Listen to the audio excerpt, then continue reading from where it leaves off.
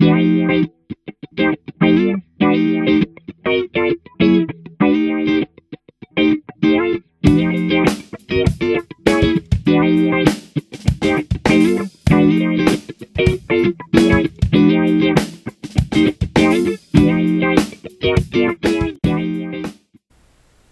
Rick Patterson with TheHandymanToolbox.com, talking to you about water damage.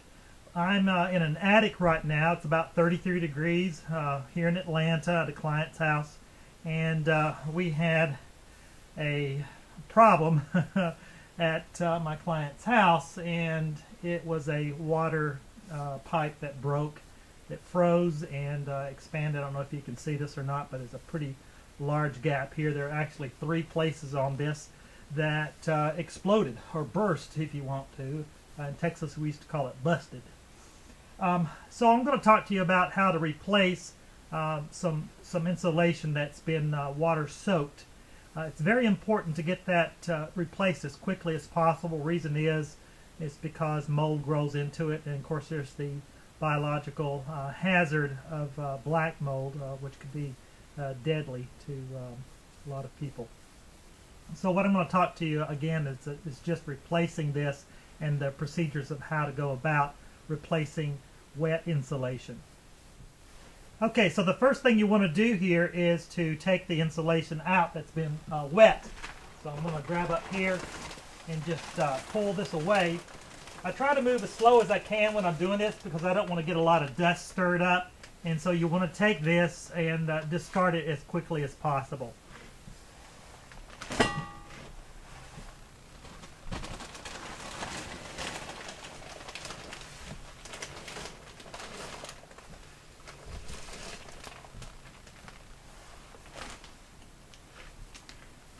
Alright, so now I have 3 areas here that need to be replaced. Now I've already gone to the store and bought all the supplies that I need to do this particular job. One of the things I wanted to do is to make sure that the room on the other side here that I'm insulating is kept warm. So I got the warmest factor, R factor, that I could find, which is R19. It'll do the job. It's 33 degrees today. Once I put this up, that room will be warm again and keep its energy and keep its heat.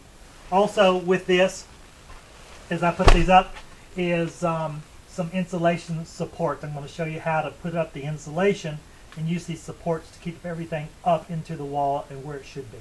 Now the first step in replacing insulation is to get a good measurement, just to make sure that you cut off the right amount. So what I'm going to do here is go ahead and take my tape measure and measure up against the wall to see how much goes inside.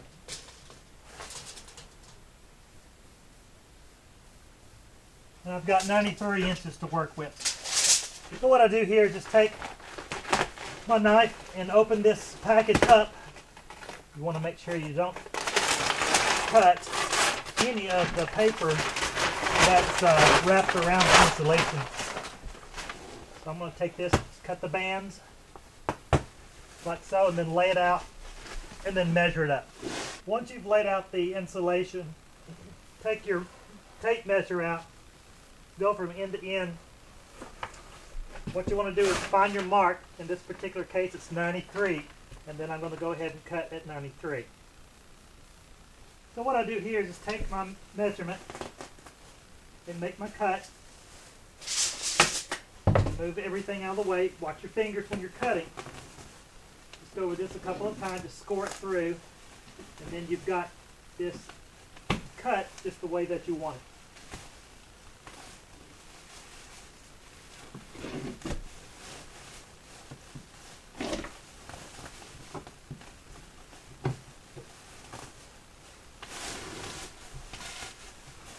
And there you go, it's cut. Now the main idea, I know that I'm going to be replacing 3 panels, so I'm going to go ahead and make my 3 cuts and then go ahead and put those up all at the same time. When you're cutting several pieces, what you want to do is make your first cut, you know they're all going to be the same, go directly back into, lay this over, and use the bottom one as a template. Then I make my cuts all the same. Now what I'm going to do here is take my insulation that I've got. By the way, I really like this kind. It's insulated. It's covered on both sides. It's nothing really to stir up. And so I'm going to go ahead and insulate this wall here, putting in everything that I need up to where I want it, like so. Now, the trick to this is once you get something in place,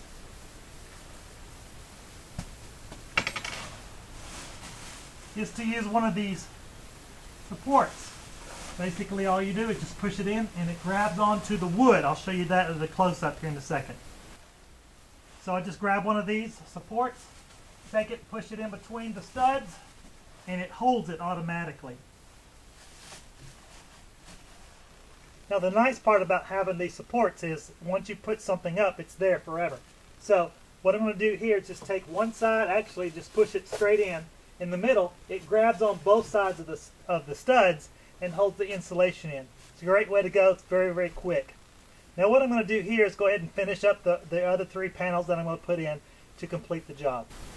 Little tip here, when you're doing a job that's you want to get in and out and everything, it's good to have a system. So what I'm going to do is take these insulation supports, put them in my back pocket, and then be able to do the same thing over and over and over again.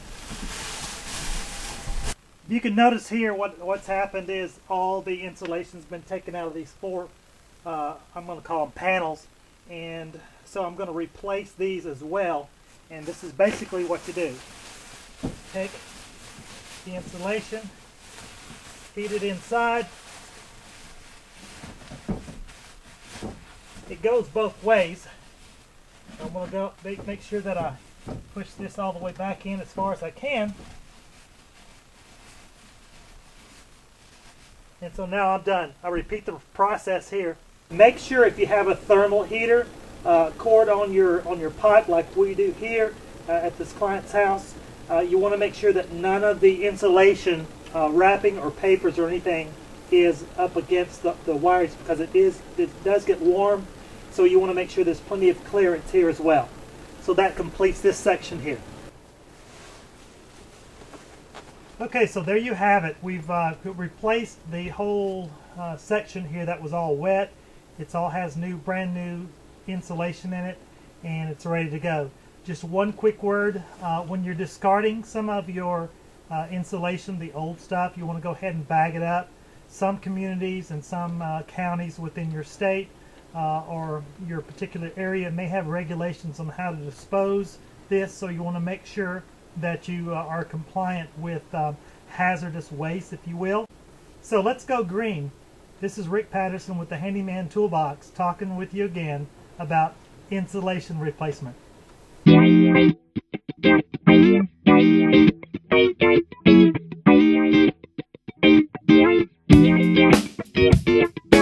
Yeah.